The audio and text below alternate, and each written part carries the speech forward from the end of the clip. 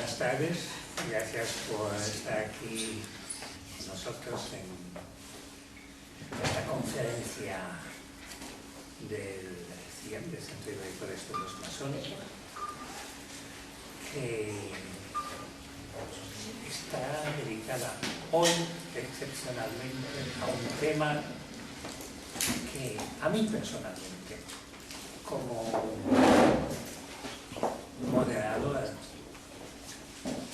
de esta reunión, patrocinadora de este ciclo de conferencia, me sorprendió bastante cuando Julia, que se incorporó a nuestro equipo, nuestro núcleo duro, por propia iniciativa, tengo que reconocer, me dijo que me gustaría hablar sobre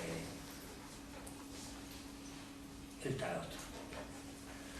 Mi primera pregunta fue,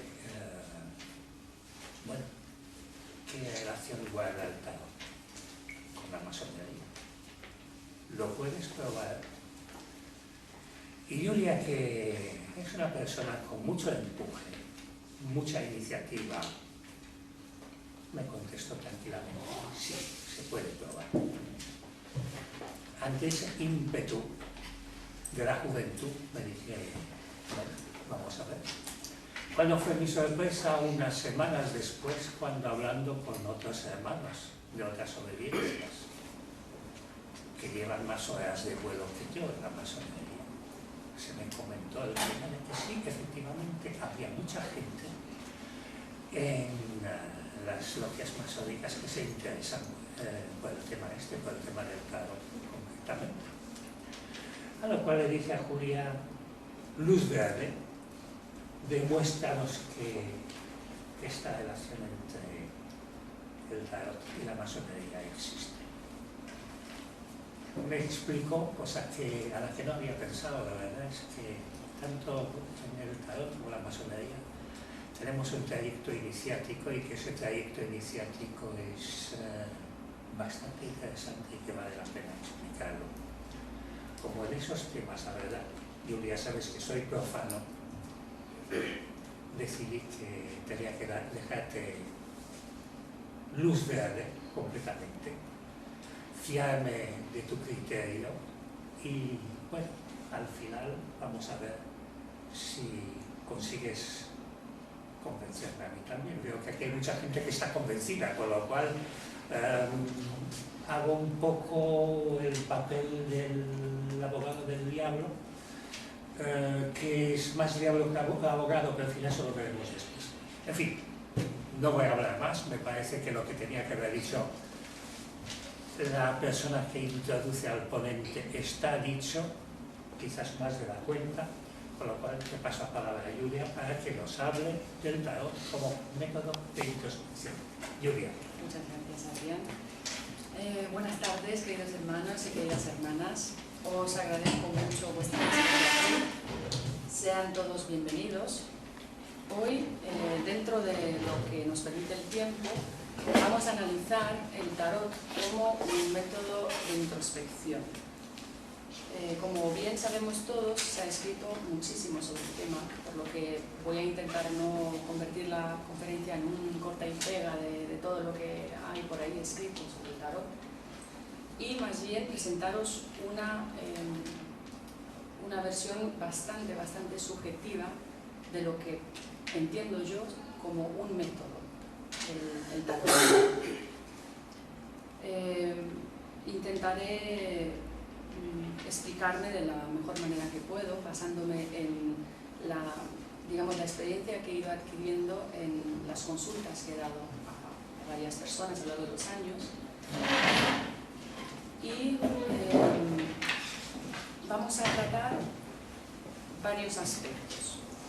Primero, puesto que el título de nuestra conferencia es el tarot como un método, vamos a hablar brevemente sobre qué es lo que entendemos todos por el método, porque métodos hay muchos y la mayoría de las escuelas iniciáticas o esotéricas vienen con un método suyo que proponen.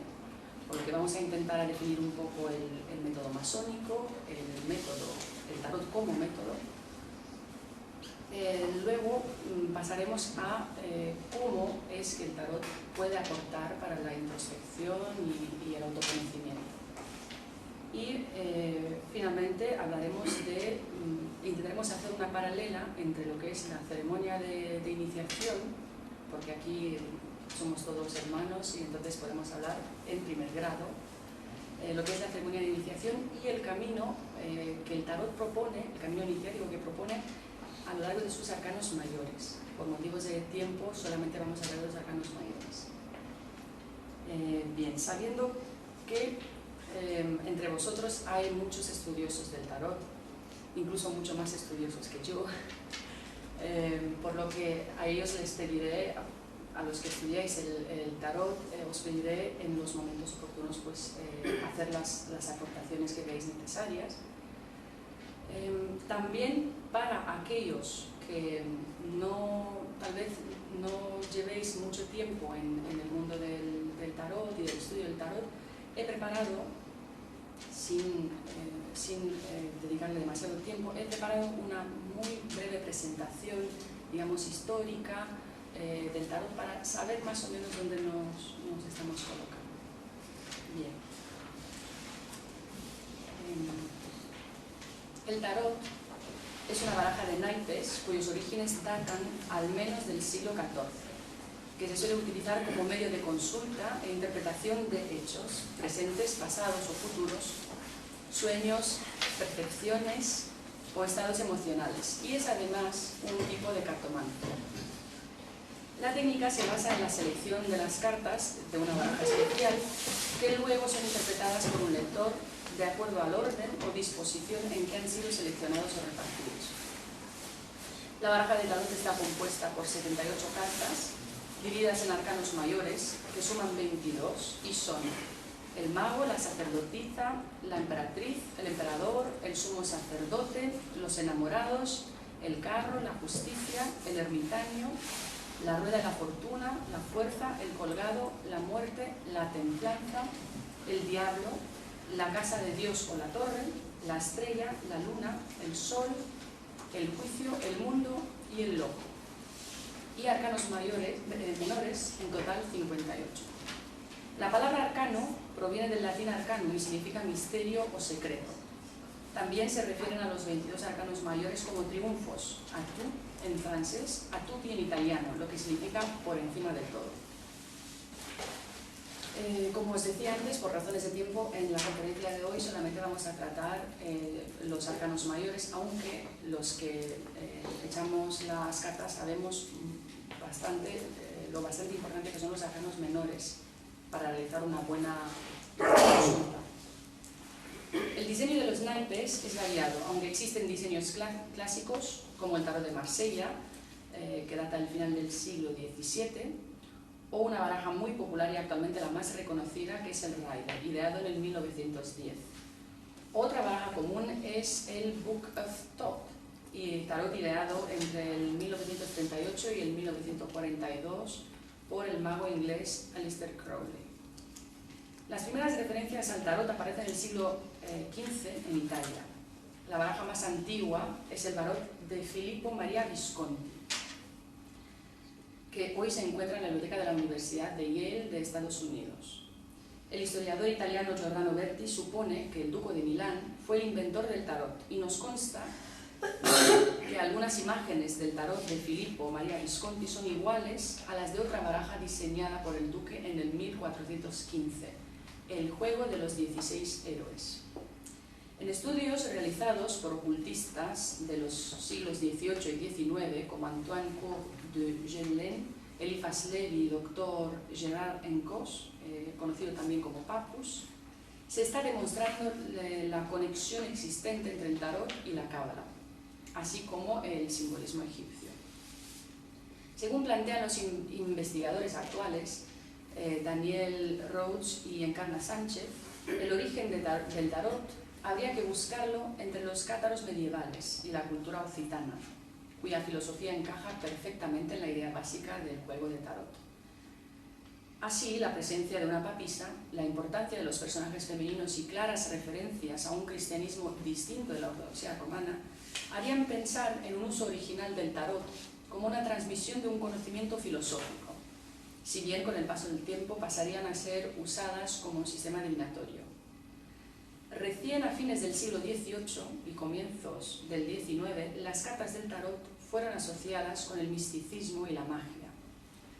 La tradición comenzó en 1781, cuando Antoine Court de Gébelin, un clérigo suizo y francmasón, publicó Le Monde Primitif, un estudio especulativo sobre el simbolismo religioso antiguo y sus remanentes en el mundo moderno. De Gébelin argumentaba que el simbolismo del tarot de Marsella representaba los misterios de Isis y Tot. Más tarde afirmó que el nombre tarot venía de las palabras egipcias tar, que significa real, y ro, que sería camino, y que el tarot, por lo tanto, representaba un camino real a la sabiduría. El interés en el tarot para la adivinación a cargo de otros ocultistas llegó después, durante el auge de los herméticos, de la década de 1840, en la cual, entre otros, estuvo involucrado Victor Hugo. La idea de las cartas como clave mística fue desarrollada posteriormente por Eliphas Levi y pasó al mundo de habla inglesa por la Orden Hermética del Alba Dorada. Levi es considerado por algunos el verdadero fundador de las escuelas más contemporáneas de tarot. Su Dogme et Rituel de la Haute Magie de 1854 introdujo una interpretación de las cartas que las relacionaba con la cábala. La lectura del tarot se enmarca en la creencia de que las cartas pueden ser usadas para comprender situaciones actuales y futuras del consultante. Algunos creen que las cartas son guiadas por una fuerza espiritual como guía, mientras otros creen que las cartas los ayudan en introducirse a un inconsciente colectivo. Aun cuando es conocido el interés que el psiquiatra suizo Carl Gustav Jung mostró por diversas mancias, véase el I Ching, la astrología o el significado del tarot, no escribió obra o tratado alguno sobre este último, ciñéndose a esporádicas alusiones contenidas en sus obras completas.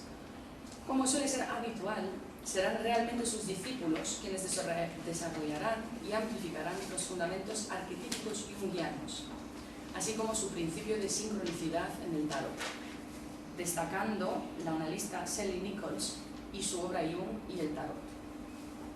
Un viaje arquetípico. En ella se reitera ya desde el mismo prólogo el uso que hace Nichols de la obra junguiana para desarrollar su propia propuesta del tarot, integrando psicología analítica y el tarot. En virtud del principio de sincronicidad por él postulado, la psique humana sería capaz de intuir el presente, el pasado y el futuro del continuum espacio-temporal en el momento de la tirada de cartas. Dicho de otro modo, en el momento de la echada de cartas, las imágenes simbólico-arquetípicas resultantes mantendrían una relación sincronizada con acontecimientos pasados, presentes y futuros. Desde la perspectiva junguiana, las cartas del tarot se verían a su vez como representantes simbólico-arquetípicos de tipos fundamentales de personas o situaciones del inconsciente colectivo.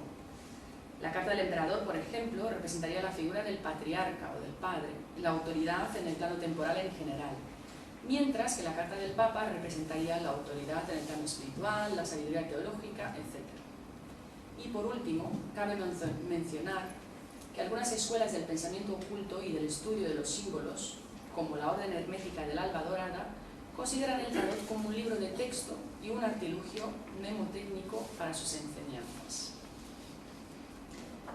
Bien, hecho este breve repaso de lo que, digamos, que es generalmente conocido y aceptado sobre el tarot, vamos a pasar a lo que hoy nos interesa, que es el tarot como método de introspección. Creo que es importante tratar brevemente, como os decía antes, qué es lo que entendemos por la palabra método, porque además de lo que sabemos que es un procedimiento, ¿no?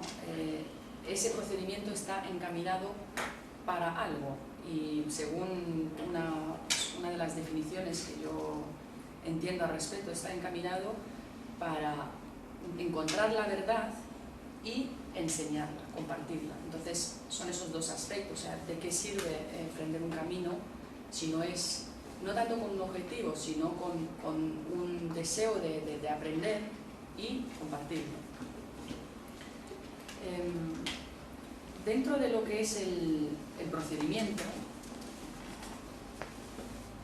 podríamos, según mi opinión, incluir todo aquello que son normas, reglamentos, ritos, rituales, generalmente hablando, ¿no? Principios, ideales. Por ejemplo, y como bien decías, Victoria, existen varios métodos. Toda escuela iniciática propone un método y desafortunadamente piensa que su método es el mejor, cosa que no comparto.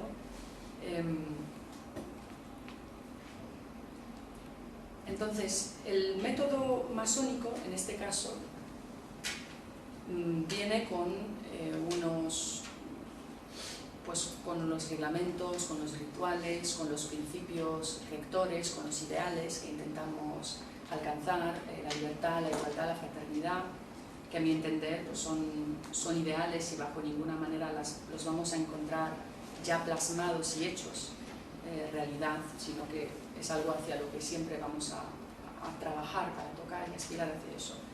Lo mismo diría yo que el tarot propone y viene, aunque algunos no lo sepan, vienen con su propio conjunto de normas y unos reglamentos y un procedimiento a seguir, sobre todo en lo que es su aspecto adivinatorio.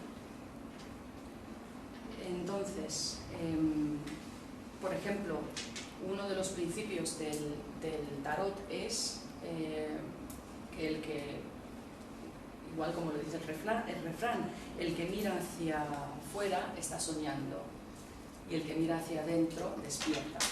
Una cosa parecida sería el viaje que propone el tarot a lo largo de sus arcanos.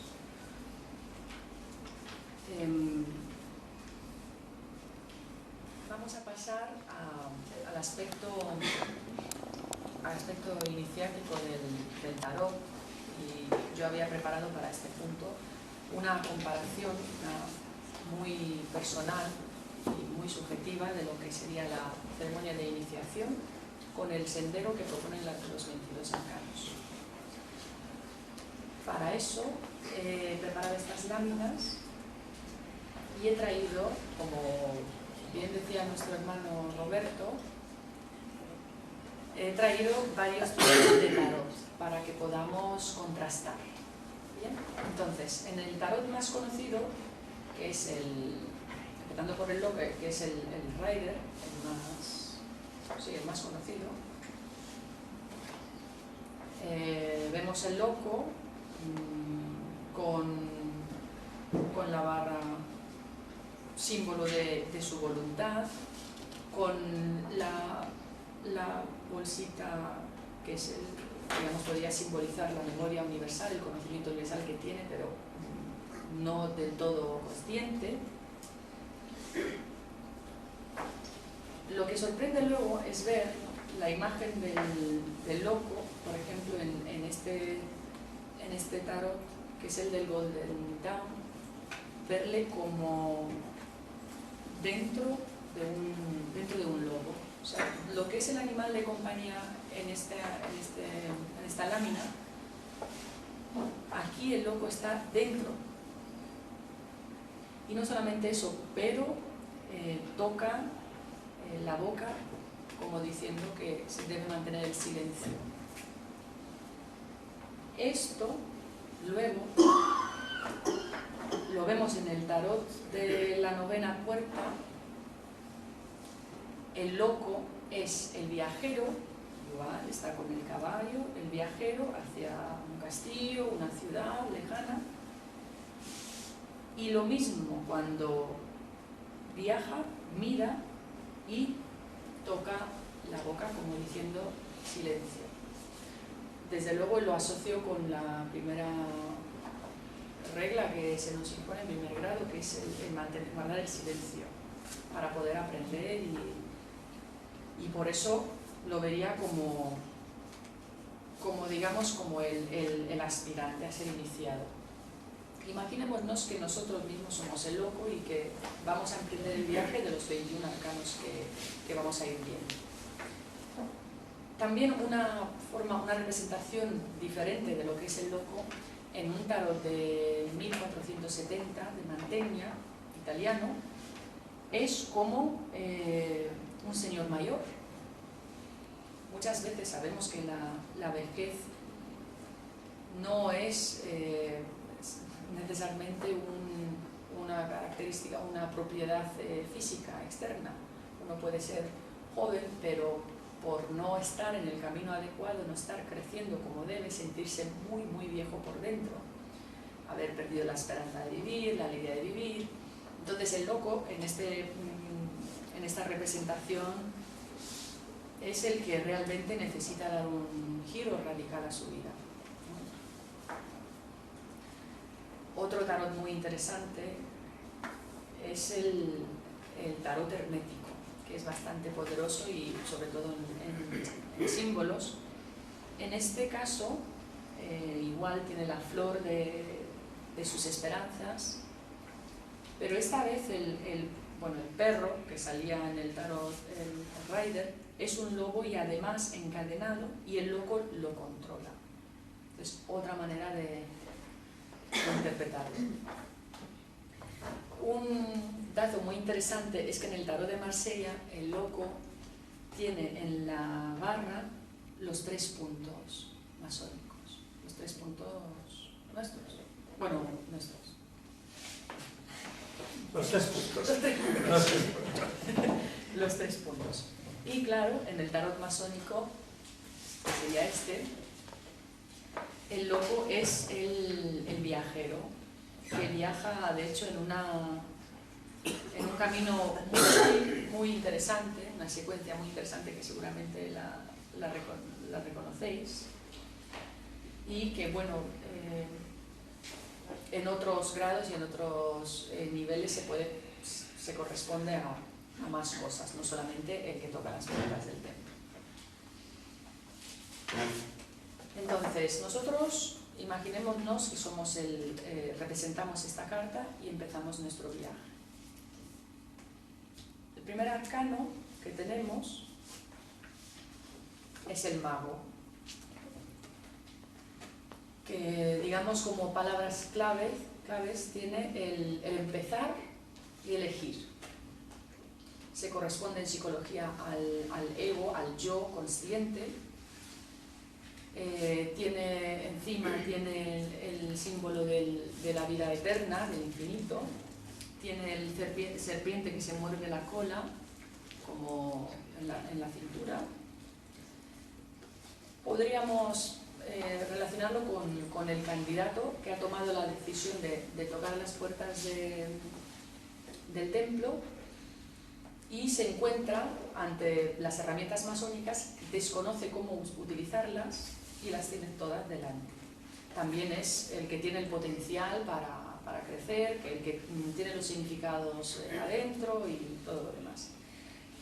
A nivel práctico de consulta, personalmente esta carta se me ha revelado siempre en el caso de personas que a lo mejor estaban muy preparadas en todos los aspectos, pero por alguna razón no lograban centrarse en un camino, ni profesionalmente del todo centrados, ni en ningún aspecto de sus vidas. Tenían muchísimas capacidades, mucho potencial, pero al final no concretizaban, no materializaban, ¿no?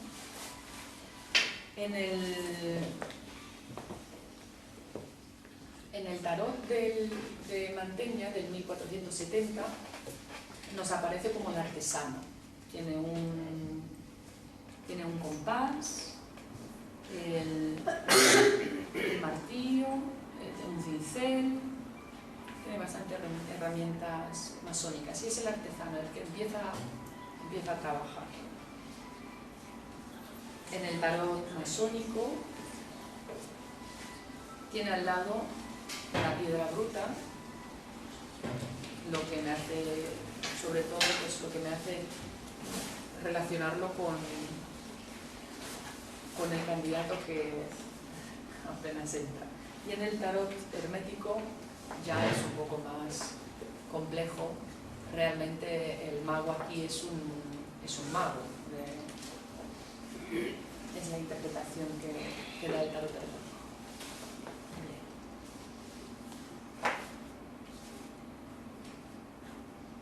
El siguiente momento se corresponde al arcano de la sacerdotisa, también conocida como papisa, que es la que tiene detrás un velo que solamente deja intuir al profano lo que puede esperar una vez entre columnas. Creo que se corresponde a lo que es la cámara de reflexión, donde el profano se tiene que entrar como en el útero materno. Además, la papisa es símbolo de la gestación, de la acumulación. Entonces el profano tiene que entrar en la cámara de reflexión, entra como en el útero materno para que luego pueda renacer. Por ejemplo, en el tarot masónico eso lo vemos, ¿no? Tenemos aquí las palabras vitriol,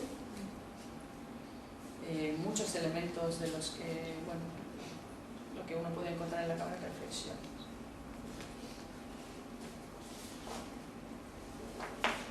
Y ya aquí en el tarot hermético tiene bastante fuerza la papisa. Es que el tarot hermético es además blanco y negro y descoloca bastante porque tiene un simbolismo muy, muy fuerte.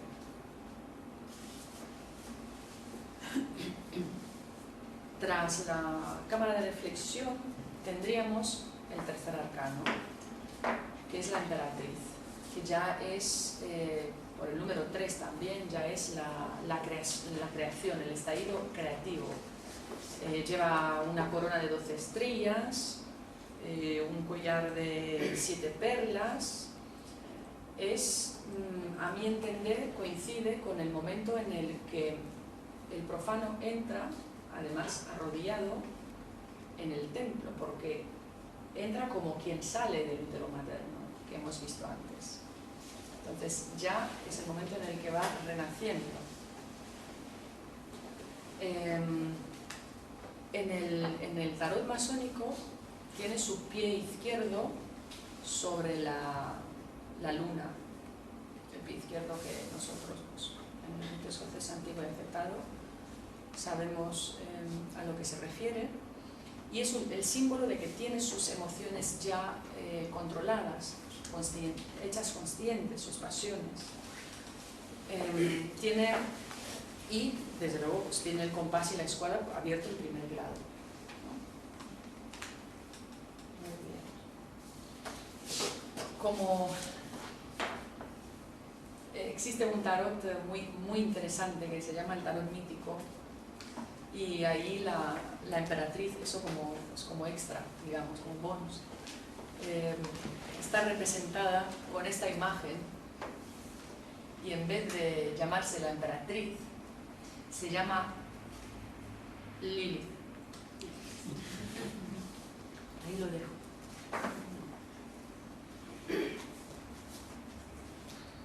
El siguiente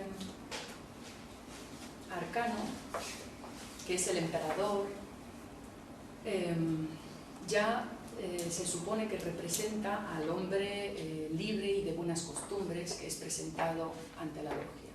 Tras haber estado en la cámara de reflexión, haber renacido a través de la emperatriz, ya es el que ha tomado la decisión, el que en el mundo material y profano es un hombre bien hecho y derecho, y está preparado para recibir la iniciación. Es el que tiene dominio en del mundo material, representa la estabilidad, tiene aquí en la mano izquierda la cruz egipcia, símbolo de la masculinidad. Aquí tiene el globo, que es el símbolo de lo femenino. O sea, lo tiene todo bastante equilibrado, ¿no? En las lecturas de tarot que he hecho, muchas veces ha coincidido también con la imagen paterna, con la imagen de la institución, en general cualquier institución. En el tarot masónico, sin entrar mucho en detalles, podéis observar, además de todo lo que he dicho, podéis observar que está, en vez de estar sentado sobre un trono, está sentado sobre una piedra cúbica dentro de un huevo. Aquí vemos otra vez la piedra cúbica, la pirámide, tenemos el delta, la luna, el sol. En otros grados ya los significados aumentan, ¿no? Un dato muy interesante, en el tarot de Marsella, el emperador tiene en la corona un compás. Eso me ha parecido muy interesante.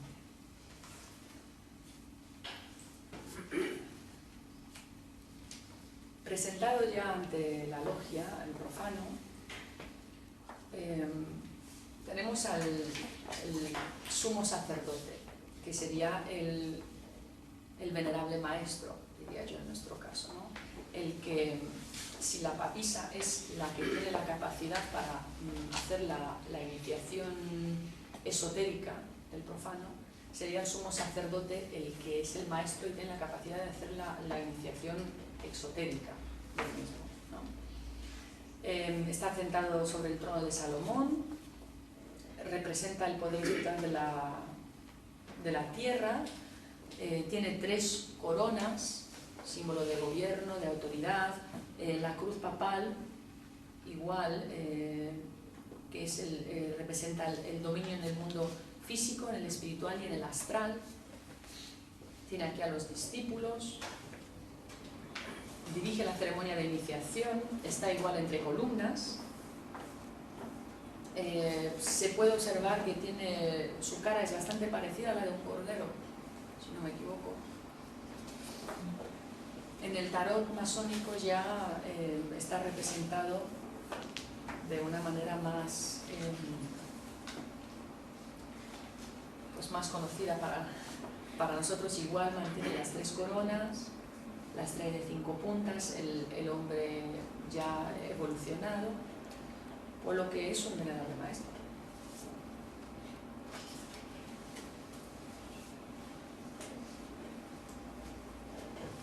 Presentado ante el venerable maestro,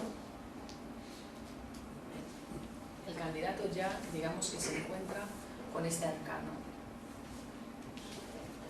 con la carta de los amantes, que representan, entre otras, pues la unión, la vida emocional.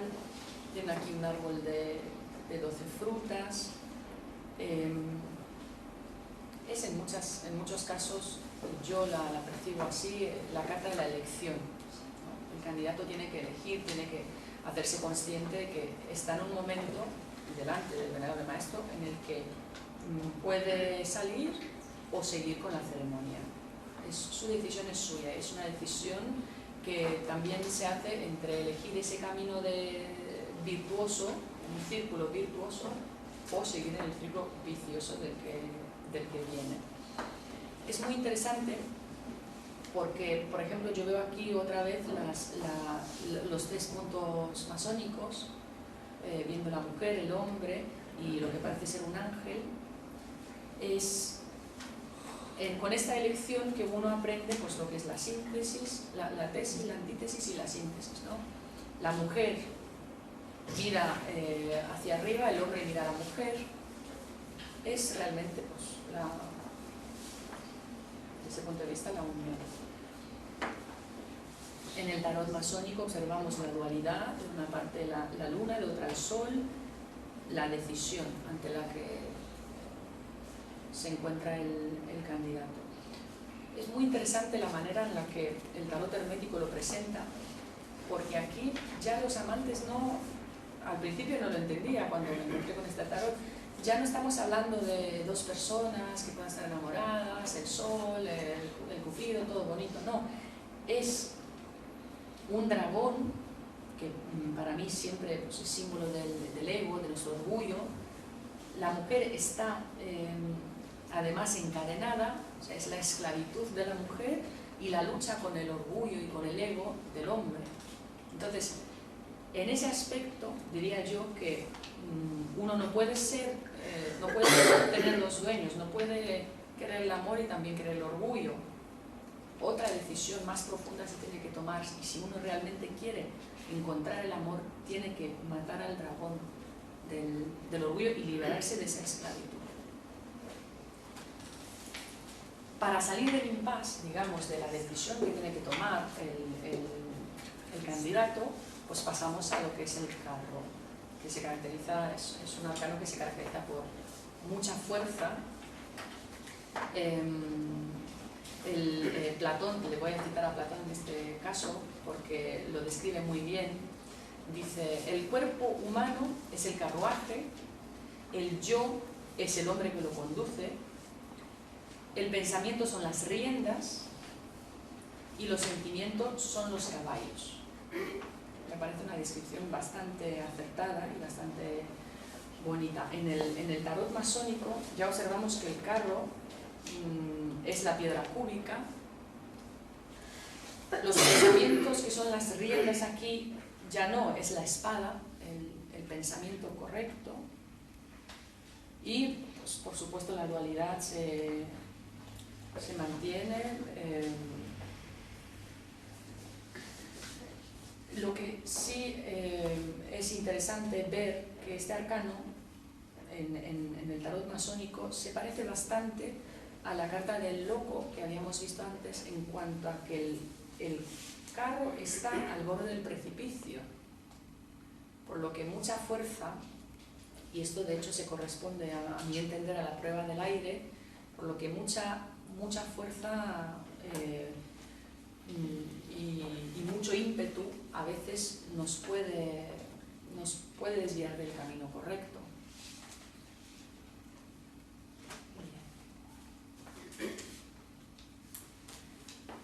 El siguiente arcano es el de la fuerza.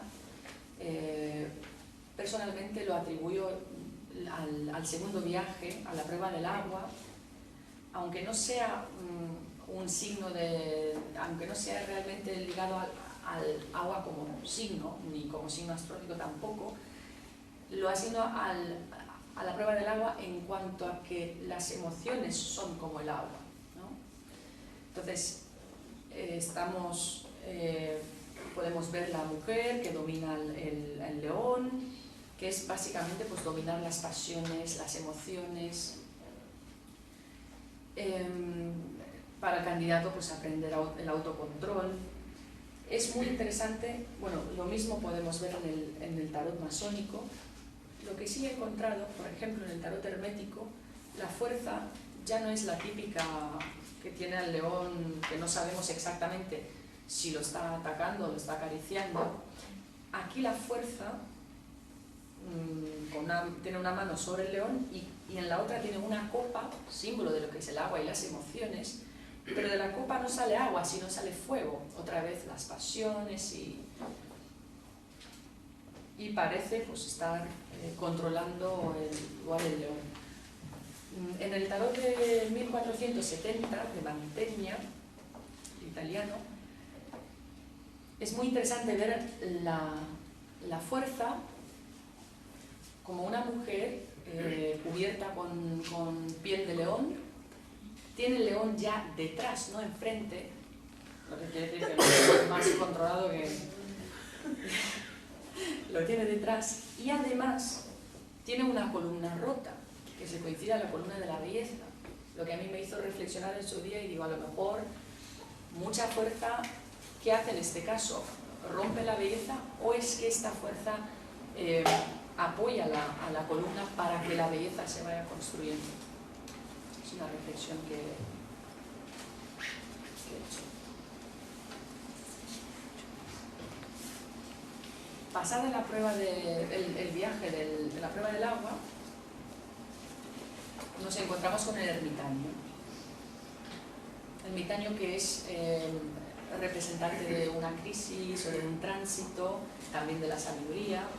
Esta carta la veo, la asigno a lo que es la prueba del fuego porque en meditación muchas veces uno se encuentra con este tipo de meditaciones que son muy áridas y es como cruzar un desierto y lo tienes que cruzar y esa es la carta que se asigna, ¿no?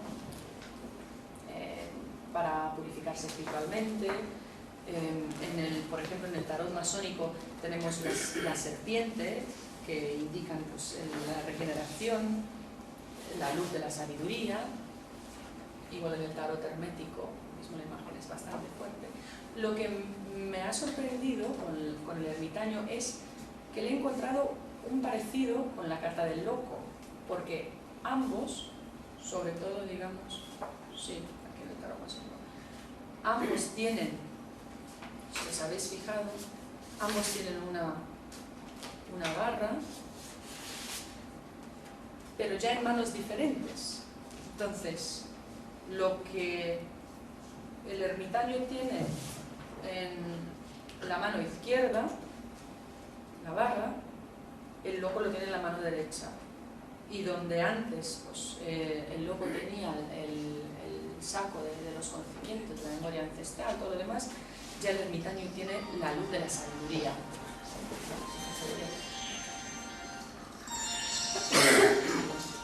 Pasada esta prueba, nos encontramos con el siguiente arcano, que es la de la rueda de la fortuna, que es básicamente un ciclo. Lo puede representar según las cartas que lo acompañan en su inicio, en su final o en la mitad. Es un ciclo. Lo asigno al último viaje que hace el candidato, que se da, además se hace en el sentido correcto.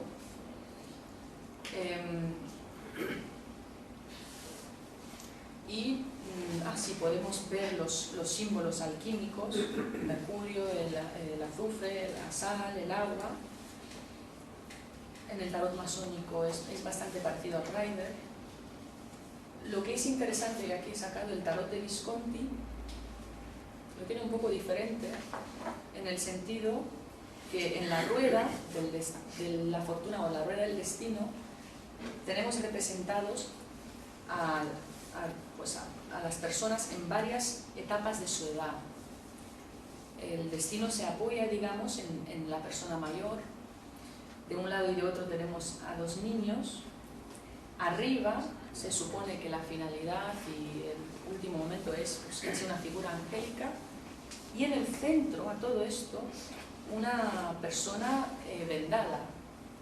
No sé si el mensaje es que el destino es ciego o simplemente que uno está atrapado en este círculo kármico y no puede, pues, hasta que no se quite la venda, no se puede liberar de esto. El siguiente momento en la ceremonia se corresponde a la carta de la justicia. Podría bien ser el momento del juramento o de la promesa que hace el candidato delante de todos sus hermanos y sus hermanas. Eso, por ejemplo, se ve en el tarot masónico. Pero ante todo el compromiso que toma consigo mismo para seguir la verdad y intentar hacer justicia ahí donde ve injusticia. Igual la justicia la vemos entre columnas, como a la papisa, y tiene detrás un velo color rojo, indicador del factor activo. Y en el tarot hermético pues sí, tiene más elementos del yin y el yang.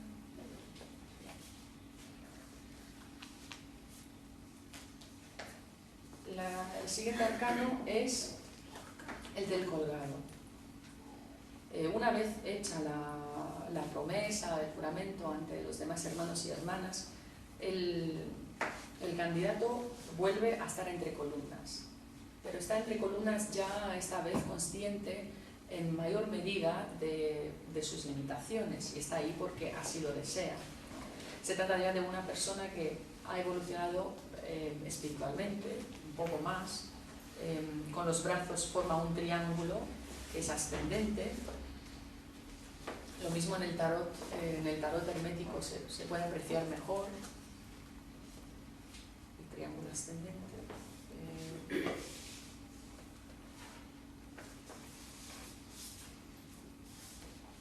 Es, digamos, una parada, el primer respiro, la primera vez que realmente se para reflexionar el loco con el que hemos empezado, ¿no?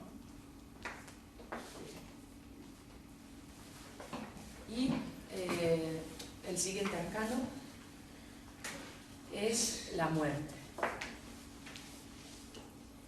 que es uno de mis arcanos preferidos, junto con... Sí, es porque a lo largo de mi vida ha demostrado ser el que más beneficios y más cosas buenas me ha traído, realmente. Es el cambio radical. El número 13, por ejemplo, es además la clave en la nigromancia o la resucitación de los cadáveres.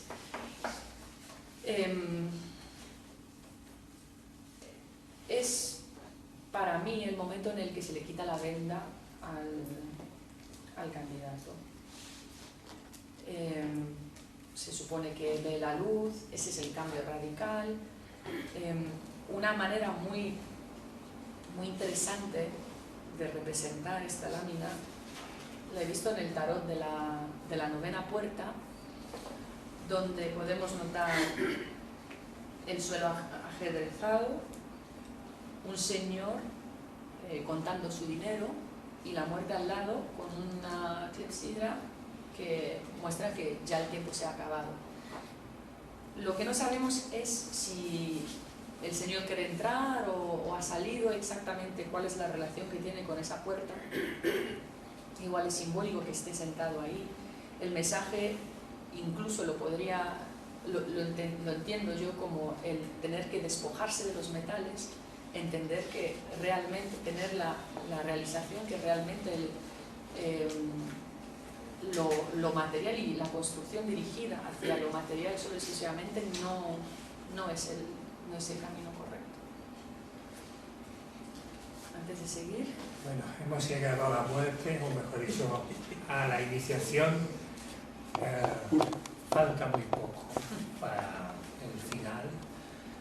Supongo que nuestra ponente está un poco cansada y supongo que a esas alturas podemos hacer la última pausa, es decir, dar la palabra a los participantes.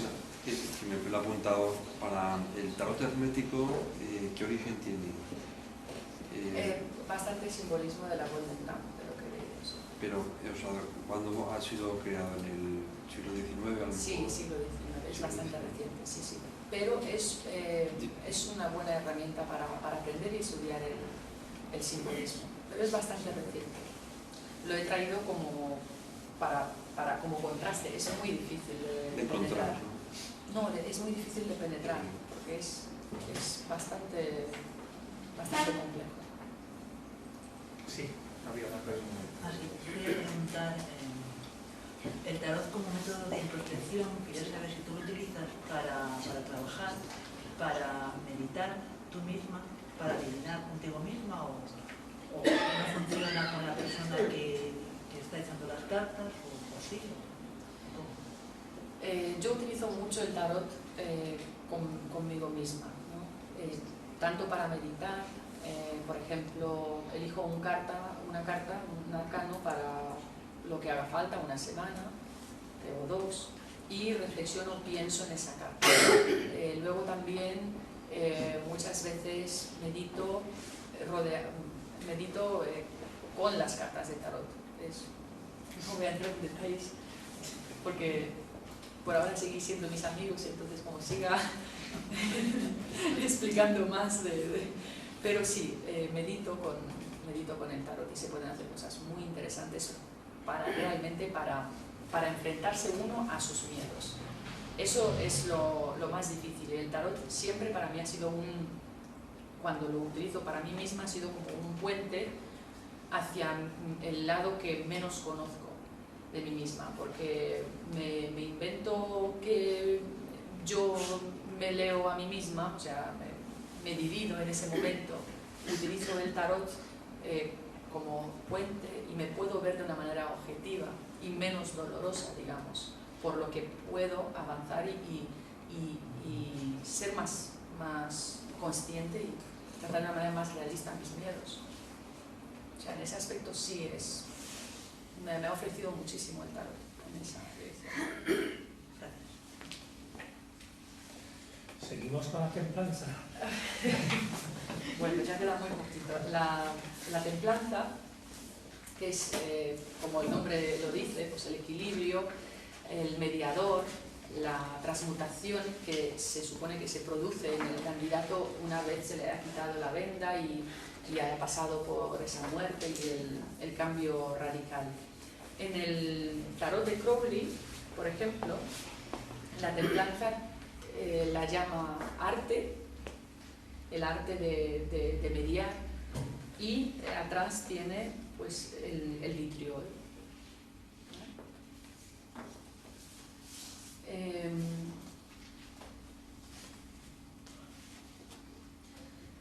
Podríamos, bueno, en mis consultas la verdad la templanza ha sido como un indicador de que una situación un poco pues tensa, que no encajaba del todo, iba a durar un tiempo más hasta que pues, las cosas vuelvan a su cauce de verdad. Además de ser el mediador, pues, en mis consultas se me ha revelado de otra manera también. Y aquí viene una carta muy interesante, que es la del diablo, que tras reflexionarlo mucho, lo he asignado al momento en el que el candidato se mira en el espejo, cuando se da cuenta que realmente el único enemigo que se puede encontrar es a sí mismo. Le quito absolutamente toda la influencia religiosa que podría tener, decir diablo, porque no viene en absoluto al caso. Es simplemente pues la esclavitud. Está sentado, si vais a observar, está sentado sobre una piedra cúbica, pero reducida a mitad, lo que quiere decir pues conocimientos parciales, ¿no? La esclavitud de los dos personajes, las pasiones bajas. En el tarot masónico, además, en el centro vemos un maestro y un compañero.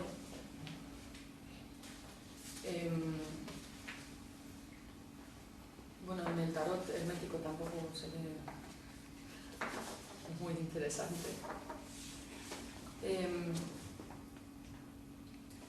No obstante, en las consultas que he dado, el diablo en sí nunca ha sido, digamos, nunca ha presagiado como un evento muy malo o que sea tan, que realmente sea tan negativo. Más bien son las cartas que le rodean las que le dan sentido. Entonces este arcano lo que hace es aumentar el significado de todas las demás cartas que están alrededor. Por sí mismo no tiene un significado, digamos, que alguien nos va a coger, no, para nada.